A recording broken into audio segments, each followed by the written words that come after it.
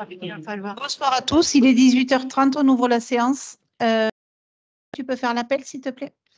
Valérie Grafeuil-Roudet. Présente. Jean-Jacques Ramade.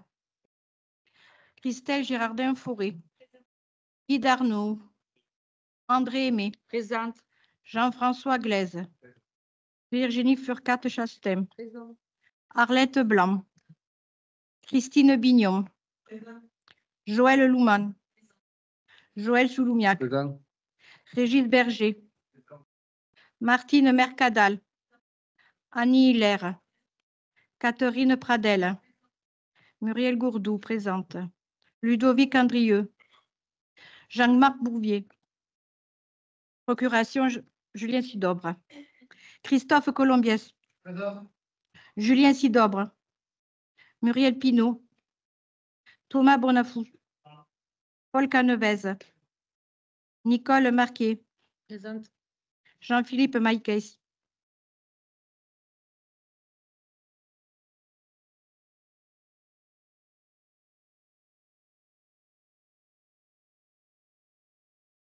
Jean-Luc Gassieux. Alexandra Mazaskandey. Merci beaucoup, Muriel. Alors, vous avez tous lu le PV du conseil municipal du 8 avril. Je vais vous demander de l'approuver. Est-ce qu'il y a des remarques par rapport à ce PV? Pas de remarques? Qui vote contre? Qui s'abstient? Qui vote pour? Je vous remercie. La première délibération est en ressources humaines. Il s'agit de la création d'un poste d'alternance. Virginie?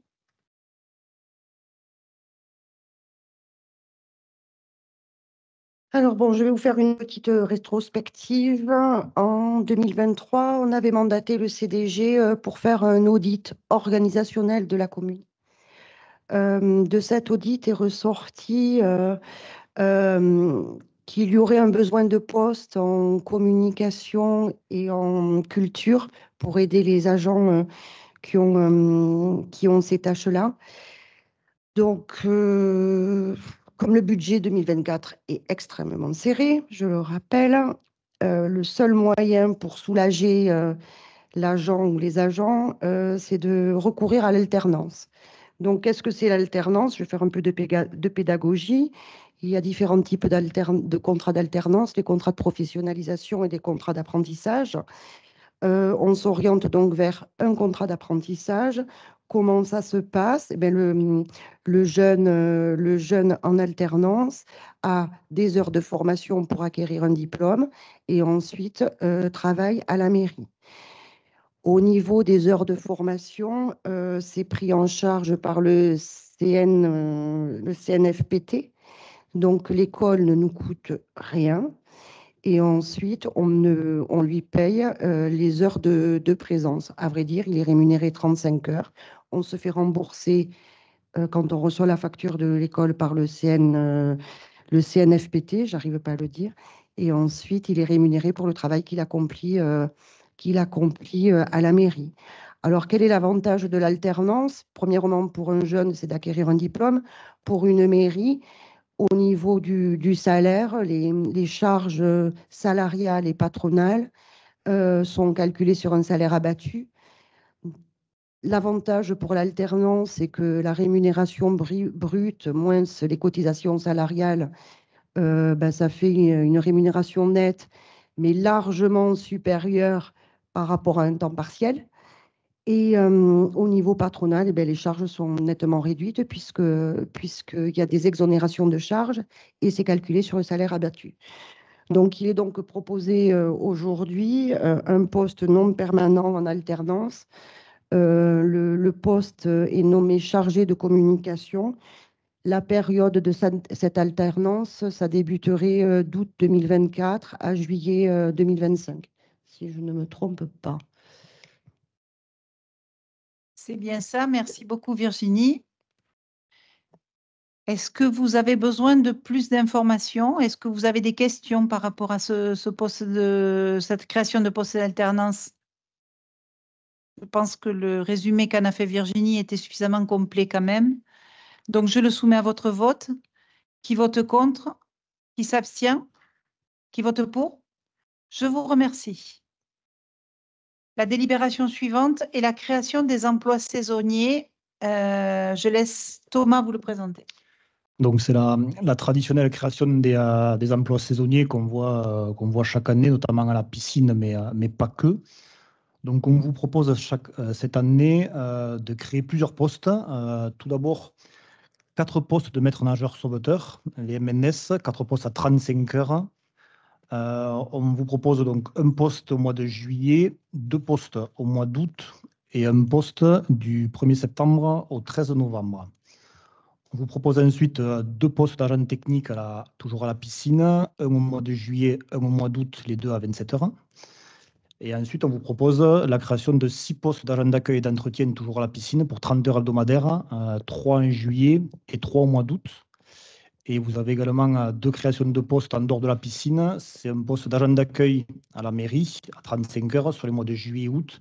C'est dans le cadre de remplacement d'un fonctionnaire absent et d'un poste d'agent d'animation en renfort à l'Alae du 20 mai au 5 juillet. Ce sont donc des accroissements saisonniers d'activité, emploi non permanent.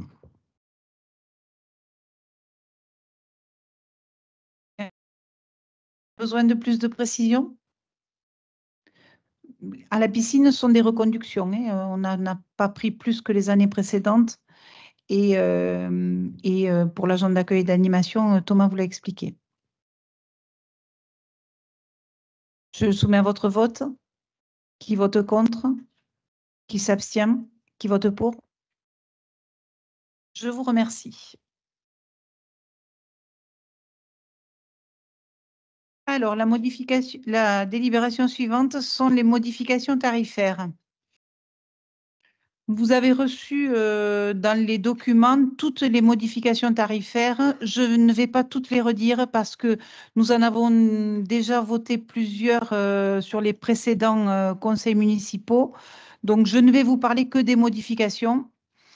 Cependant, tout vous a été envoyé pour que, si vous avez besoin de le chercher, vous puissiez trouver toutes les modifications qui ont été faites au même endroit. Voilà, c'est simplement pour cette raison.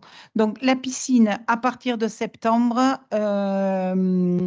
les tarifs de ligne d'eau, demi-bassin, bassin entier et maître nageur, les tarifs sont augmentés pour les associations extérieures qui ne payaient quasiment rien, donc on les a augmentés.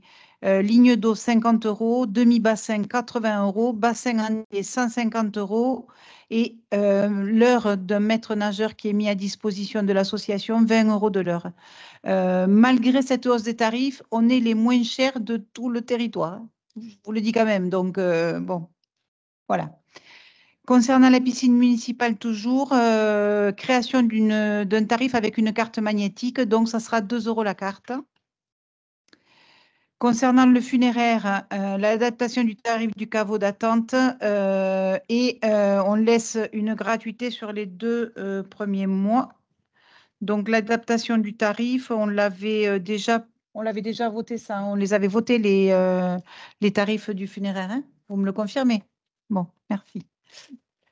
Concernant le domaine public, nous avons souhaité que les associations de Villefranche puissent avoir la gratuité des salles et des terrains qu'ils utilisent sur la commune. C'est un avantage supplémentaire, en plus de la mise à disposition à certains de locaux où ils sont, comme je pense le 3e âge par exemple. Pour d'autres associations, chaque fois qu'ils font des répétitions et qu'on leur prête les salles, il est normal que les associations de Villefranche soient gratuites. Ça ne l'est pas pour les associations qui sont de l'extérieur. Vous l'avez compris. Concernant les fêtes locales, nous avons décidé de mettre en place un forfait qui n'est pas le tarif d'occupation ponctuelle qui avait été voté précédemment parce que ça faisait des montants trop élevés. Donc, nous avons décidé de choisir de mettre en place un forfait pour les terrasses des cafetiers qui sont place de la Volaille. Ça en concerne 2 essentiellement. Donc, un forfait de 200 € pour la terrasse de la terrasse existante qui est louée à l'année avec un tarif été et un tarif hiver. On parle de la terrasse supplémentaire qui fait qu'on ferme la rue et ils se mettent dans la rue. Ils s'installent, ils mettent leur buvette et quelques tables dans la rue qui est fermée pendant les 2-3 jours de fête. Voilà. La décision a été aussi, j'ai reçu le représentant des forains. Nous avons eu une discussion qui était certes très intéressante et qui nous a permis de revoir que, par exemple, pour certains forains qui avaient une tranche d'occupation de moins de 50 mètres carrés, on ne l'avait pas prévu. Et certains ont qu'un petit truc. Donc, on a décidé que pour ceux qui étaient moins de 50 mètres carrés, on divisait par 2 du coup et on mettait à 12,5 € par jour. Je vous précise que pour les 50 à 100 mètres carrés, c'était 25 € par jour. Et au-delà de 100 mètres carrés, c'était 50 € par jour. Donc, on a trouvé, au-delà de 100 mètres carrés, pardon. Du coup, on a trouvé un compromis qui fait que on rajoute cette tranche qui n'était pas prévue. Et pour les lieux de vie des forains qui viennent pendant les fêtes, on a décidé d'instaurer aussi un forfait de 100 € pour la période où ils sont là pendant la fête.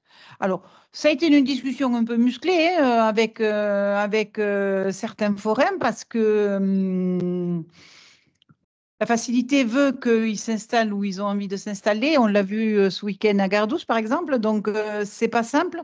Mais si on arrive à avoir une discussion, enfin, il y a des choses qui s'expliquent. Et par exemple, l'an dernier, pour la fête du 15 août, les forains qui se sont installés un mois sur le parking des Cerisiers, ça a coûté à la commune la bagatelle somme de 1 000 € de dépenses à nous. Voilà. Donc, nous, on devait faire attention à nos consommations en eau. On ne devait pas arroser nos plantes. On ne devait pas laver nos voitures. Eux, ça ne les a pas gênés, hein. Donc, bon. J'entends qu'il y ait des contraintes et qu'il y ait des choses qui puissent se discuter.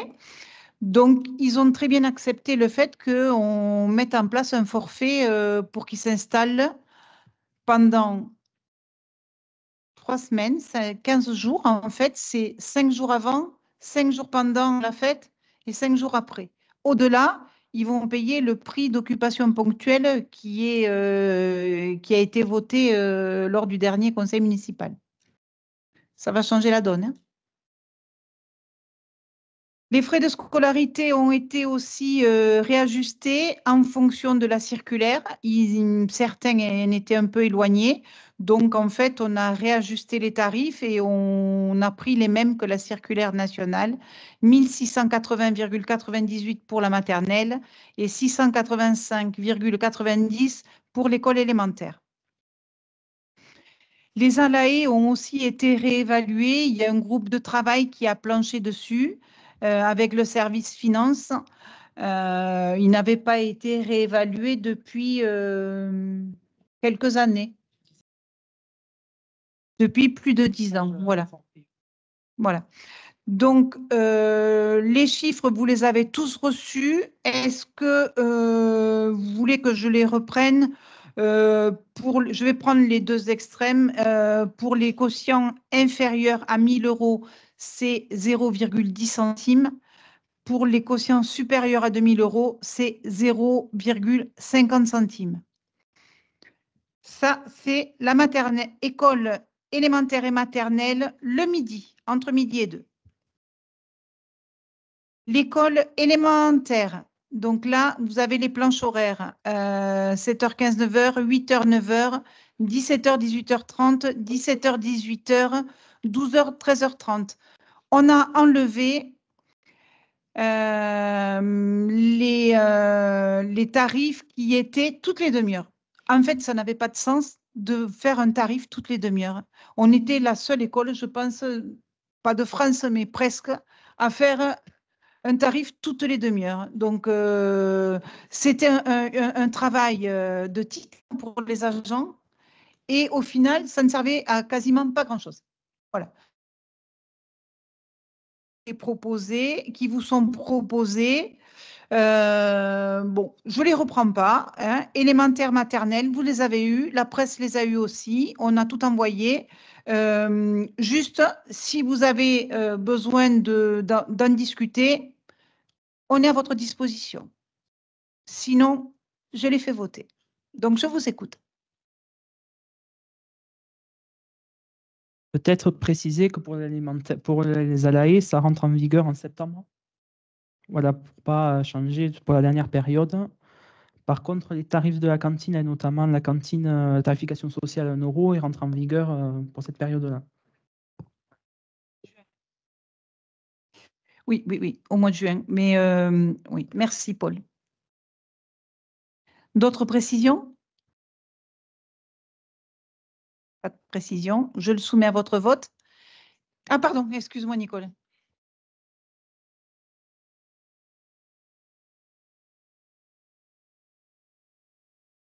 Ils seront titrés par la DGFiP. Ouais.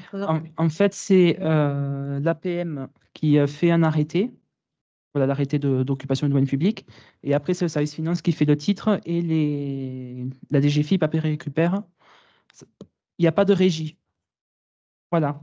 Il n'y a plus de régie Oui. et on a enlevé, pardon Paul, Oui. et on a enlevé cette tâche au comité des fêtes et notamment c'était le comité des fêtes de la Pradelle qui nous en avait parlé. Ce ne sont que de jeunes demoiselles qui étaient en difficulté quand il fallait aller dans les lieux de vie et c'était pas simple. Alors quand c'est le comité des fêtes permanent et qu'il y a 1 ou 2 hommes qui vont faire un peu les gros bras.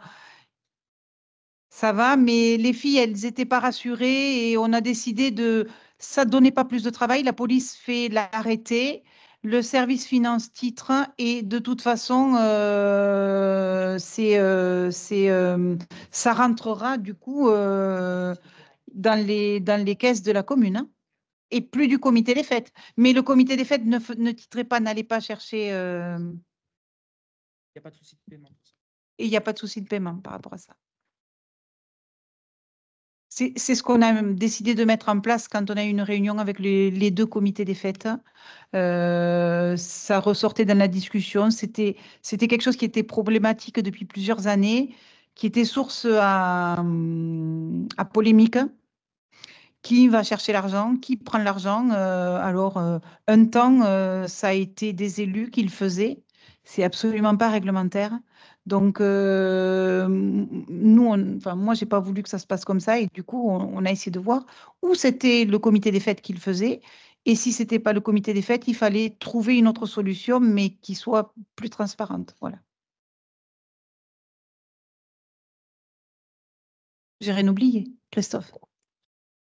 Non, juste, je rajouterai 2 choses. C'est que avec l'arrivée du référent technique festivité, donc Vincent Allière, ça a un peu provoqué plein de choses qui se sont enchaînées. Et du coup, on a tout mis, on a tout encadré avec la police municipale et tout pour pouvoir faire les tarifications qui vont bien. Et avec Jean qui nous a bien encadré pour qu'on reste dans la légalité, parce qu'a priori, on n'y était pas totalement, quoi. Voilà.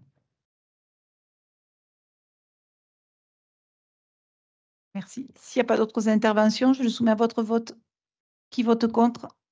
Qui s'abstient? Qui vote pour? Je vous remercie. Alors, la délibération suivante, il s'agit du marché de plein vent.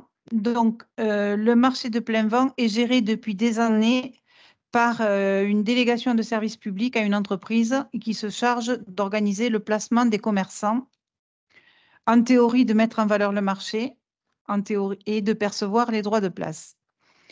Et en contrepartie, elle reverse à la mairie une redevance.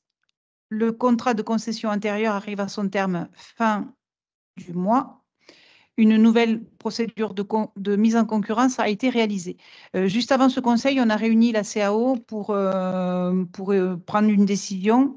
Effectivement, après l'appel public, il n'y a eu qu'une seule offre. C'est la société Fréry qui est titulaire, donc c'était pour eux une reconduction. Sachant que ils n'étaient pas au tarif qui nous a été proposé lors de ce retour de cette offre. Nous ne l'avions pas précisé dans l'appel public. Donc, il se trouve que la candidature et l'offre correspondent aux critères qui sont demandés. Je ne vais pas jusqu'à dire que je suis hyper satisfaite parce que c'est compliqué de travailler avec la société Fréry. C'est compliqué sur le paiement. On était, je vous rappelle, quelques années à 17 000 €. Ils ne pouvaient pas payer. Ils ont demandé à baisser. On a baissé à 14 000. Et là, on fait une proposition et ils nous font une proposition. Ils descendent en dessous de la proposition qu'on a fait à 8 400. Donc, on ne peut pas refuser cette candidature et on se doit d'accepter cette offre. On n'a pas le choix. C'est une offre qu'on va reconduire pour 1 an. Et pendant cette année, on va réfléchir à comment on va faire l'année prochaine. Moi, je vous assure que ça ne me satisfait pas pleinement, mais juridiquement, on n'a pas le choix. C'est un peu ce qui nous est arrivé avec les assurances il y a quelque temps. Je ne sais pas si vous vous rappelez. Ils nous avaient fait une proposition très chère. On a relancé l'offre encore moins chère. Donc, on n'a pas eu le choix et on a été obligé de le prendre. Là, on va faire la même chose. Par contre, je peux vous dire qu'on va s'assurer à ce que tout ce qui est noté dans le contrat, en termes de mettre en valeur le marché, animation du marché, on va s'assurer à ce que ce soit fait. Et on va faire en sorte que si ça n'est pas fait, on va essayer de voir ce qu'on peut faire. Voilà. Donc ça, si c'est repris par la presse, je mets la société Fréry, je leur propose de les recevoir pour leur expliquer de vive voix. Voilà. Donc, si vous avez d'autres, si quelqu'un veut compléter peut-être ce que je viens de vous dire, mais c'est compliqué, voilà. Donc, je vais le soumettre à votre vote. Après, on peut en discuter. Je vous écoute.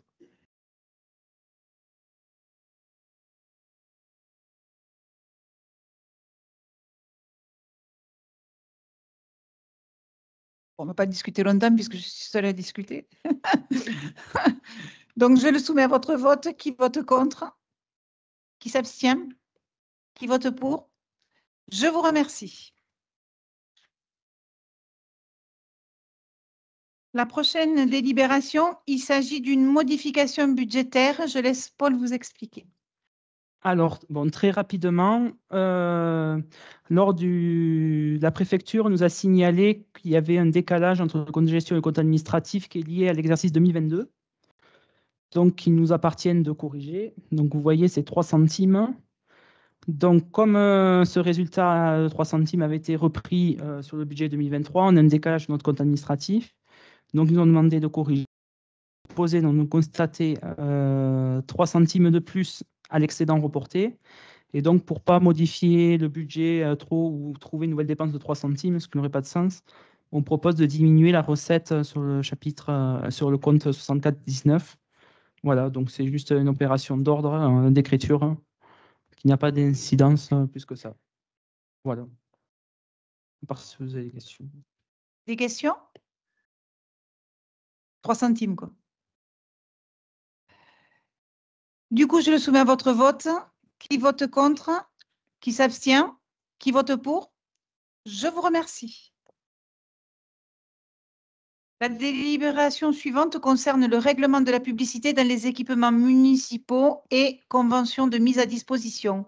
Thomas? Donc, je vous propose de vous présenter les deux délibérations 7 et 8 ensemble, même si après on devra les voter séparément.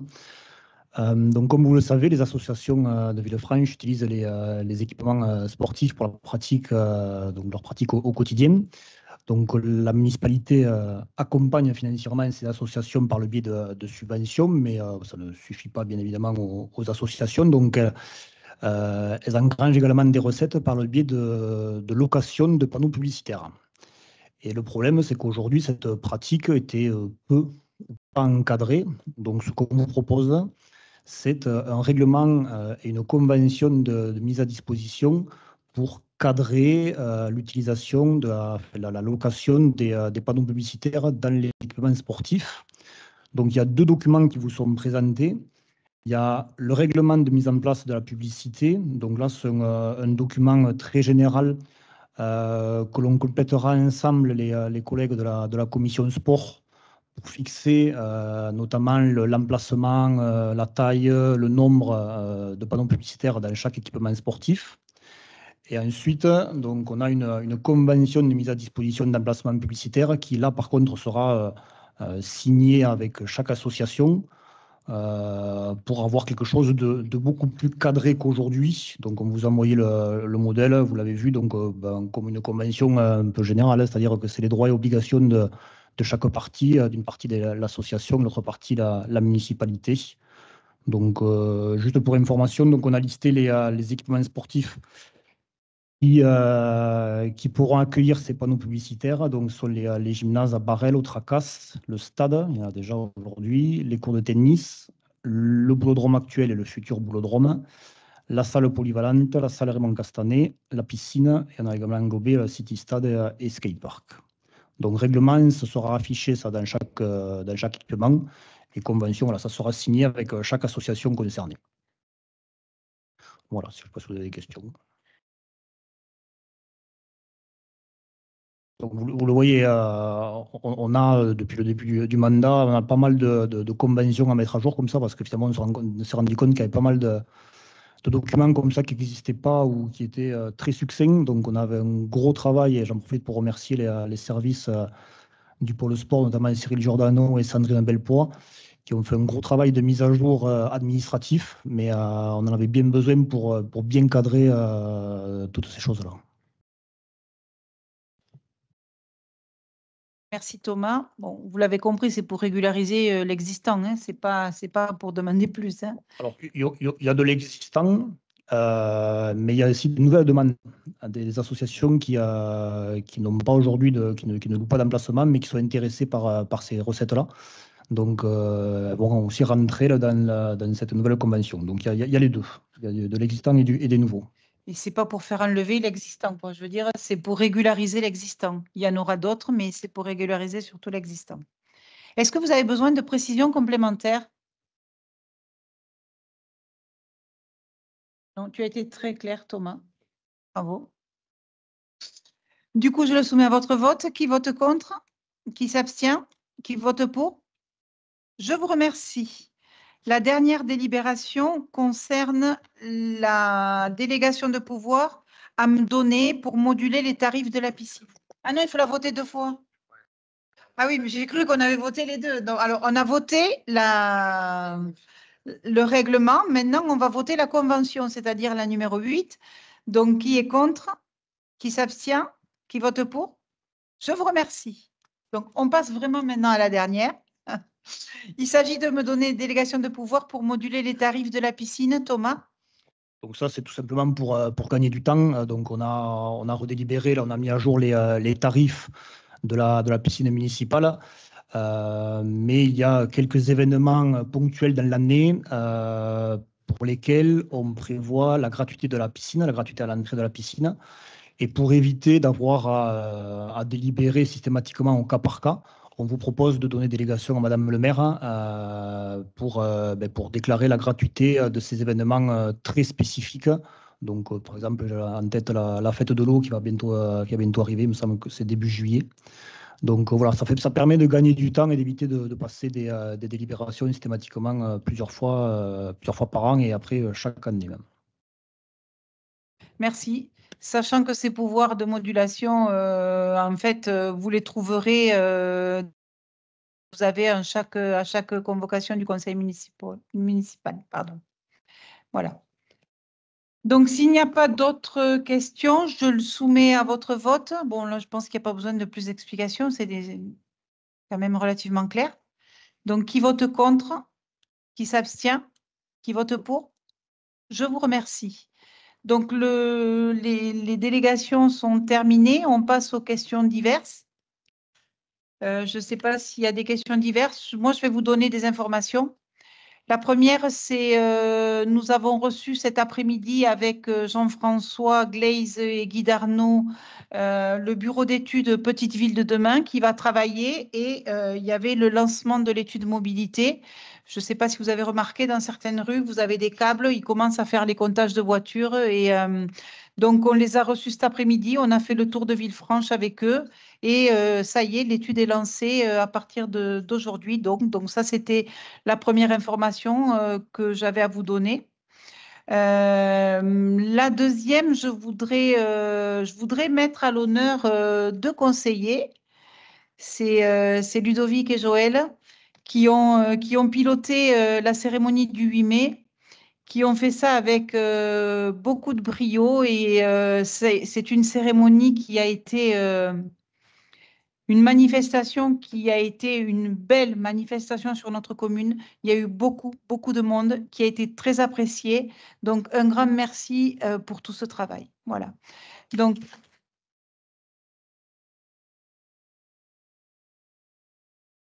merci à tous les services qui ont joué le jeu pour que cette journée se passe le mieux du monde possible. Prochaine étape, ça sera le 14 juillet.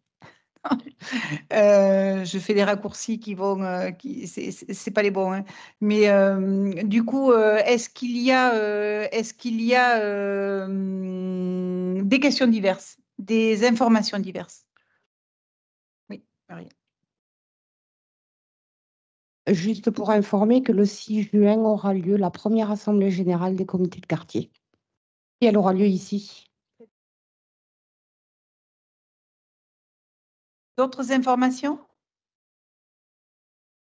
Qu'est-ce que j'oublie?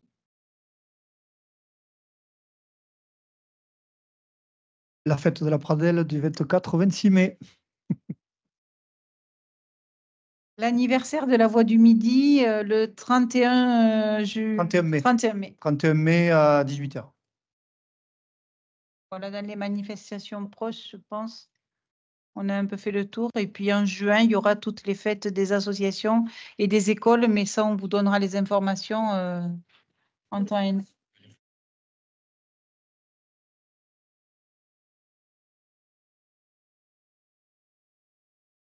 Très bien, merci.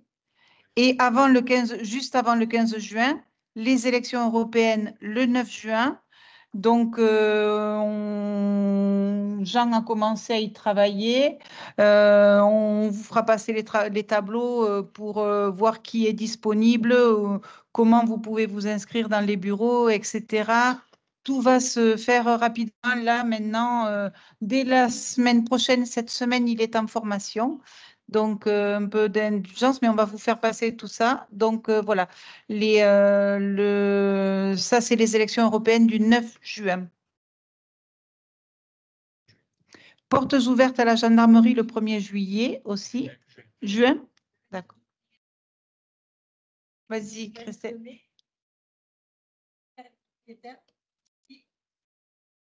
Total Festum, fête autour du feu de la Saint-Jean, le 15 juin. Très bien.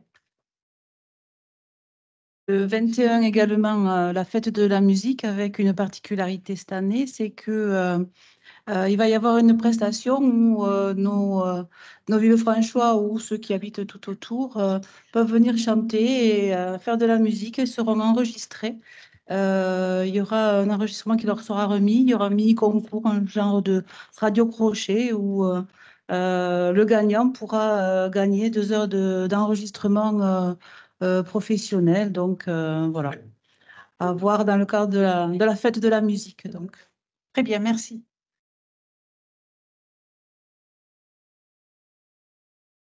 Eh bien, merci à tous et très bonne soirée. Le conseil municipal est terminé.